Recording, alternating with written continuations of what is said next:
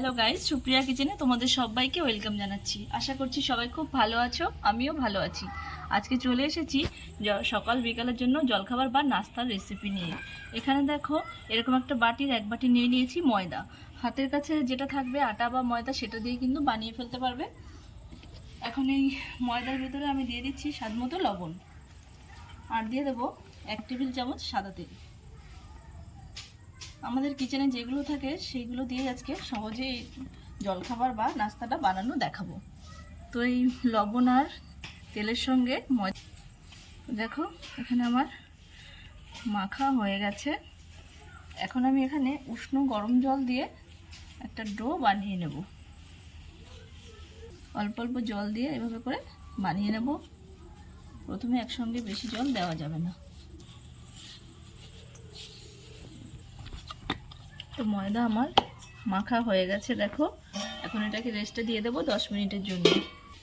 গ্যাসটা অন করে একটা কড়াই বসিয়ে দিয়েছি। কড়াইয়ের মধ্যে দিয়ে দিচ্ছি 1 টেবিল চামচ সাদা তেল।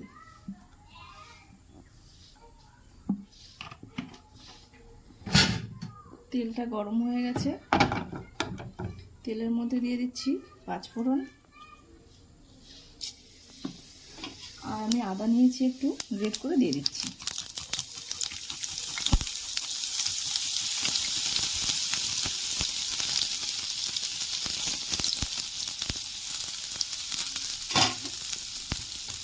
একটু নাড়াচাড়া করে নেব।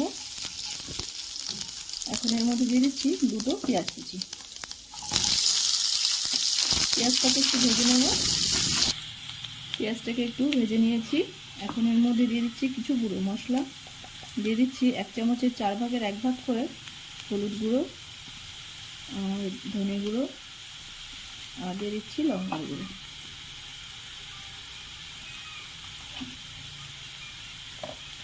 এগুলোকে একটু মিশিয়ে নিলাম। এখন এর মধ্যে দিয়ে দিচ্ছি একটা বড় সাইজের আলুকে আমি ছোট ছোট টুকরো করে এভাবে কেটে রেখেছি সেটা।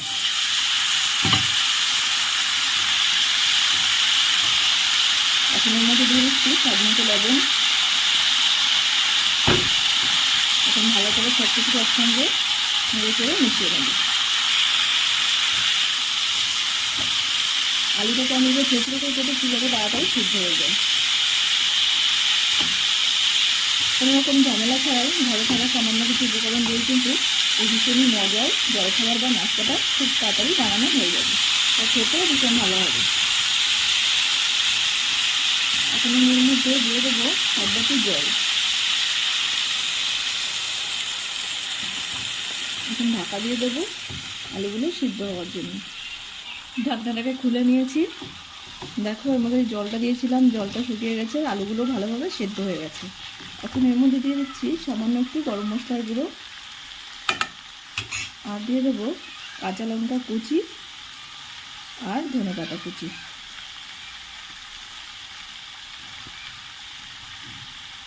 এগুলোকে দিয়ে নেড়ে চেড়ে একটু মিশিয়ে নিলেই তৈরি হয়ে যাবে আলুর পুরটা।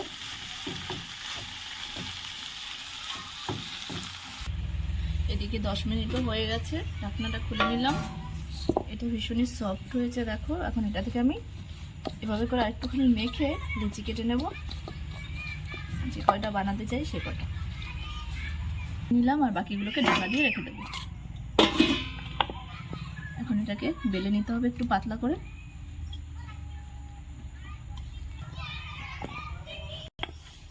তো রুটিটাকে আমি দেখো বেশ বড় আর পাতলা করেই বেলে নিয়েছি।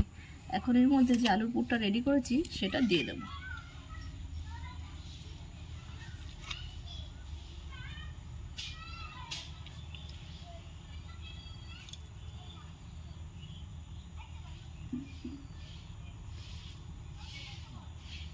এভাবে করে একটু চৌকো করে দিয়ে দিলাম। এখন এই সাইডের থেকে ভাঁজ করে নেব। আর এখানে হালকা একটুখানি জল দিয়ে দেব, যাতে মুখটা ভালোভাবে আটকে যায়, ভাজার সময় খুলে না যায়। আবার ওই সাইডে একটু জল দিয়ে দেব।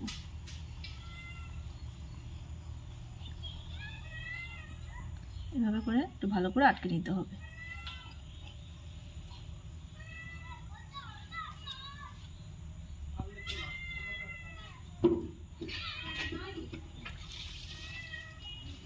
এইভাবে করে আমি সবগুলোকেই বানিয়ে নেব। আর এখানে গ্যাসটা অন করে আবার একটা তাওয়াকে বসিয়ে দিয়েছি। তাওয়াটা একটু গরম হয়ে গেছে। এখন আমি এখান থেকে যেগুলো আমি বানালাম এগুলোকে দিয়ে দেব তাওয়ার উপরে।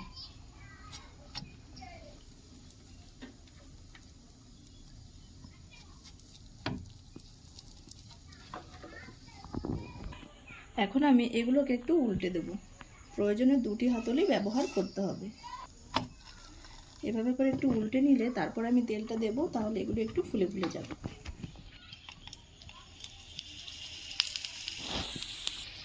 উল্টে পাল্টে আমি সেঁকে নিয়েছি।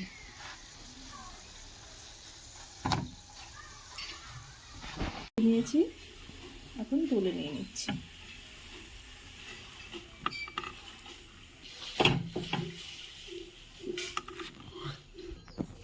এখানে দেখো আমি দুটো নিয়ে নিয়েছি, এগুলোকে একটু কেটে নিচ্ছি ভাবে করে।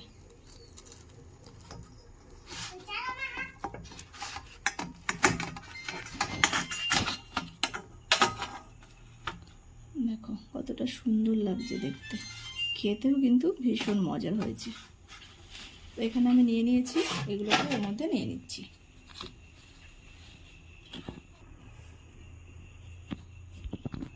আশা করছি আজকের রেসিপিটা সহজভাবে শেয়ার করতে পেরেছি, আর এটা খেতে ভীষণ ভালো হয়েছিল।